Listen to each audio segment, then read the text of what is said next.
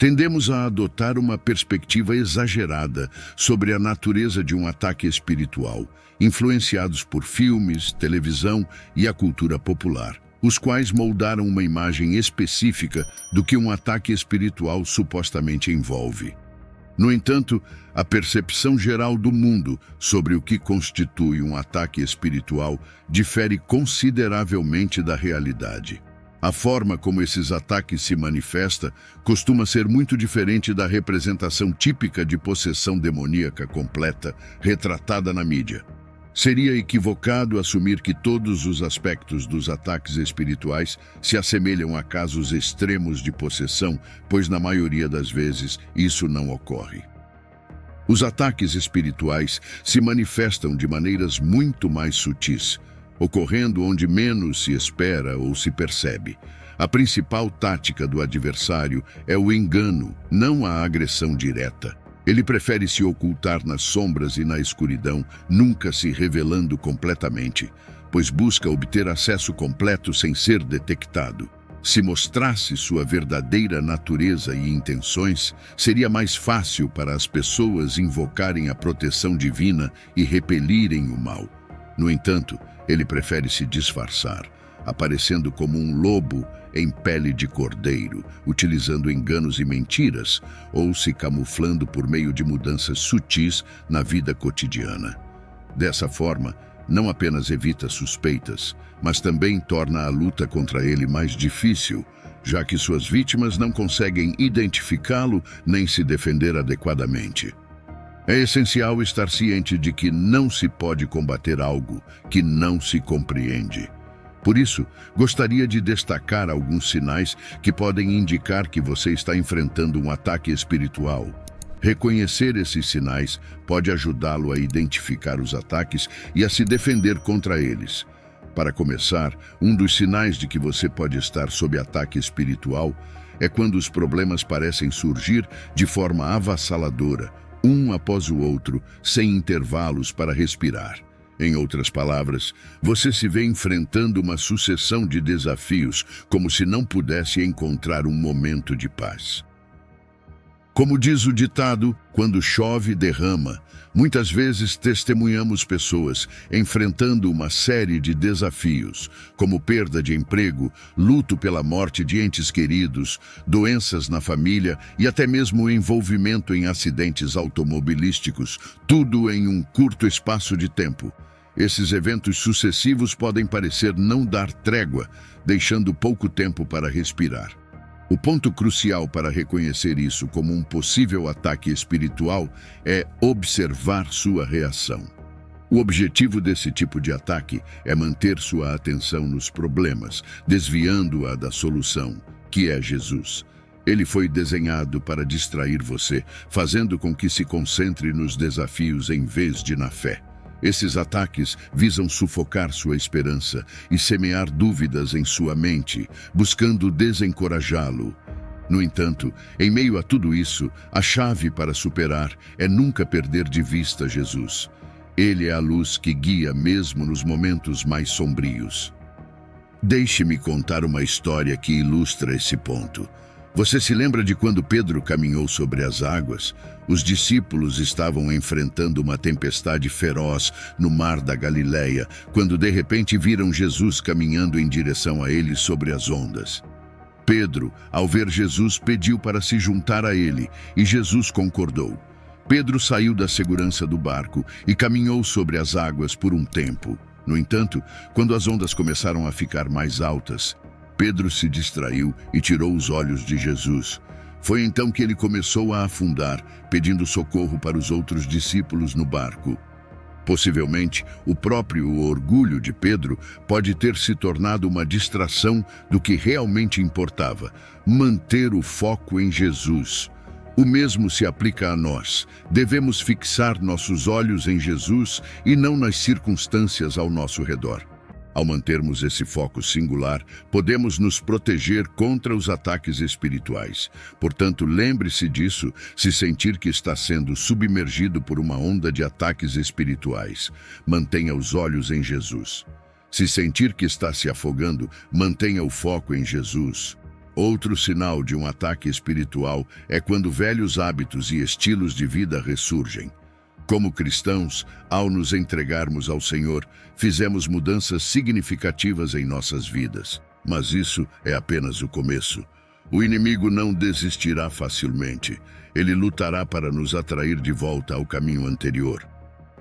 Nesse tipo de ataque espiritual, é crucial observar como pessoas do passado tentam reintegrar-se à sua vida, tentando levá-lo de volta para os velhos hábitos.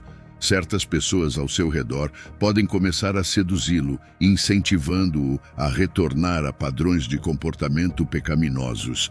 Este é o diabo testando sua fé, tentando desviá-lo do que é divino para os prazeres mundanos. Isso se assemelha à parábola que Jesus conta sobre o agricultor que semeia suas sementes, como descrito em Mateus capítulo 13. Algumas sementes caem em solo cheio de espinhos, onde, à medida que a planta cresce, os espinhos a sufocam, impedindo-a de produzir frutos. Jesus nos adverte sobre aqueles que ouvem a palavra, a recebem, mas são sufocados pelas preocupações deste mundo e pelas ilusões das riquezas. Devemos nos proteger contra esse tipo de ataque permanecendo vigilantes em relação às nossas companhias e mantendo-nos conectados a uma comunidade cristã que valorize a palavra de Deus. É essencial estarmos atentos. Quem está próximo de nós pode influenciar significativamente nossa jornada espiritual. Devemos ter cuidado com as pessoas com quem nos associamos, pois algumas nos impulsionam para frente, enquanto outras têm o potencial de nos puxar para trás. Precisamos ser sábios em relação às nossas relações interpessoais. Outro sinal claro de um ataque espiritual é quando nos encontramos isolados ou afastados de Deus. Os relacionamentos são uma tática do inimigo para tentar nos isolar e deixar-nos sozinhos, tornando-nos fracos e vulneráveis. O adversário entende que somos mais resilientes quando estamos unidos. Como está escrito em Mateus, capítulo 18, versículo 20. Onde 2 ou 3 se reúnem em meu nome, ali estou eu no meio deles. Não fomos feitos para viver a vida cristã, ou mesmo a vida em geral de forma isolada. Precisamos uns dos outros para sobreviver e prosperar. Como crentes em Cristo, precisamos da comunhão e do encorajamento mútuo. Se o diabo conseguir nos isolar, terá mais controle sobre nós. A maneira de nos proteger contra esse tipo de ataque é permanecer vigilantes em relação aos nossos relacionamentos e permanecer conectados uns aos outros. Mantenha-se cercado por uma comunidade piedosa e ore para que o Senhor coloque ao seu redor pessoas fortes na fé e de integridade. O último sinal de um ataque espiritual é quando a oração se torna mais difícil do que o normal. Todos passamos por altos e baixos, períodos em que simplesmente não sentimos vontade de orar ou de nos conectar com Deus. E nossas orações parecem vazias e impotentes. No entanto, nunca devemos permitir que chegue ao ponto de parar completamente de orar. Isso ocorre porque há uma batalha entre a carne e o espírito, e o inimigo não quer que nos comuniquemos com o Senhor.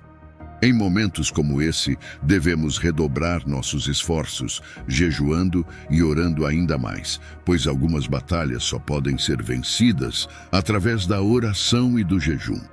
Quando você se sentir mais desconectado, é exatamente o momento de se dedicar ainda mais à oração. Se mantivermos nossos sentidos espirituais aguçados e estivermos atentos a esses sinais, estaremos prontos, conscientes e capazes de nos defender contra cada ataque espiritual do inimigo. Uma das maneiras pelas quais o inimigo ataca a vida do crente é através do desespero, da depressão e do desânimo. Quando Paulo escreveu sua segunda carta à igreja de Corinto, ele estava enfrentando terríveis adversidades, 3 naufrágios, sendo apedrejado, açoitado 5 vezes, preso frequentemente e espancado 3 vezes. Todos esses eventos poderiam ter levado Paulo à depressão e ao desespero. Essas provações foram suficientes para deixar Paulo desanimado. Sob tamanha pressão, muitos cristãos teriam sucumbido ao desespero. No entanto, quero destacar o que a Bíblia afirma em 2 Coríntios, capítulo 4, versículo 8 a 9. Estamos aflitos de todos os lados, mas não angustiados, perplexos, mas não desesperados, perseguidos, mas não desamparados, abatidos, mas não destruídos. Embora enfrentemos pressões e ataques neste mundo, podemos confiar em nosso Deus poderoso para ser nosso refúgio em meio a todas as adversidades. Em tempos de desorientação, quando somos lançados de um lado para o outro pelas ondas da adversidade, é quando devemos nos preparar para lutar. Este é o momento de orar fervorosamente e estudar a palavra de Deus para encontrar paz no meio do caos. Durante aqueles períodos em que nos sentimos profundamente desencorajados e sem energia para seguir em frente, é o momento de buscar a presença de Deus. Devemos recorrer a Ele em busca de forças e nos agarrar ao poder do Espírito Santo. Como está escrito em 2 Coríntios, capítulo 10, versículo 3 a 5, mesmo que vivamos nesta realidade terrena, não travamos uma batalha com armas mundanas. Ao contrário, confiamos no poder de Deus para derrubar fortalezas, demolir argumentos e rejeitar todo pensamento que se opõe ao conhecimento de Deus. Devemos trazer cada pensamento cativo à obediência de Cristo. Esta passagem bíblica lança uma nova luz sobre nossa realidade. A mensagem é clara. Embora estejamos imersos neste mundo, nossas batalhas não são travadas com as mesmas armas que o mundo utiliza. A Bíblia nos lembra de que as armas que temos à nossa disposição não são físicas, mas sim espirituais e poderosas em Deus. Como filhos de Deus, nossa munição é celestial, distinta de tudo que é terreno. Quando falamos de armas, normalmente pensamos em objetos físicos, como espadas ou armas de fogo. Porém, conforme Hebreus, capítulo 4, versículo 12, nos lembra, a palavra de Deus é viva e poderosa. Ela é mais afiada do que qualquer espada, capaz de penetrar até as profundezas da alma e do espírito, discernindo pensamentos e intenções do coração. A palavra de Deus é uma das armas à nossa disposição como filhos de Deus. Ela é poderosa, mais afiada do que qualquer lâmina, capaz de penetrar até a essência da alma. Esta palavra é uma arma eficaz contra as artimanhas do diabo. Quando a Bíblia menciona que, apesar de estarmos neste mundo, não devemos guerrear conforme os padrões mundanos, está nos lembrando que nossa batalha não é contra pessoas ou circunstâncias visíveis. Na verdade, estamos combatendo contra os espíritos malignos por trás das situações. Como está escrito em Efésios, capítulo 6, versículo 12, nossa luta é contra principados, potestades e governantes das trevas deste mundo, contra as hostes espirituais da maldade nos lugares celestiais. Por isso, encorajo você a buscar a vitória em todas as áreas da sua vida hoje. Ore e declare as promessas de Deus sobre sua vida. A fé nos ensina que há uma força tremenda no nome de Jesus Cristo. Há poder na palavra de Deus e na atuação do seu Espírito. Quando nos dirigimos a Ele em oração, podemos ter plena confiança de que o Senhor está próximo daqueles que o buscam e o invocam.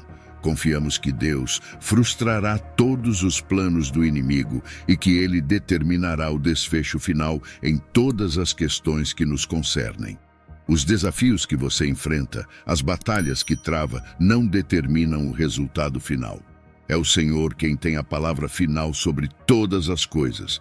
Por isso exorto você, povo de Deus, a depositar sua confiança nele, em sua palavra e em suas promessas. Ao fazer isso, você alcançará a vitória. O conceito de guerra espiritual é familiar para muitos na igreja, mas nem todos compreendem plenamente seu significado. Muitos têm enfrentado batalhas espirituais ao longo de suas vidas, pois o diabo está empenhado em obstruir o conhecimento de Deus e a confiança nele. As estratégias do inimigo variam conforme a pessoa seja ou não cristã, mas seu objetivo final é sempre impedir que as pessoas experimentem o amor de Deus. Quero deixar isso claro para todos. A guerra espiritual não é algo para se temer, pois a batalha pertence ao Senhor. Não é uma luta que travamos sozinhos, mas permitimos que Deus batalhe em nosso lugar. É somente quando fazemos isso que podemos triunfar na guerra espiritual. Este conflito afeta todas as áreas da vida e não há como evitá-lo. Muitos cristãos podem não estar conscientes de que estão envolvidos em uma batalha espiritual, mas outros podem testemunhar os efeitos dessa luta em suas vidas.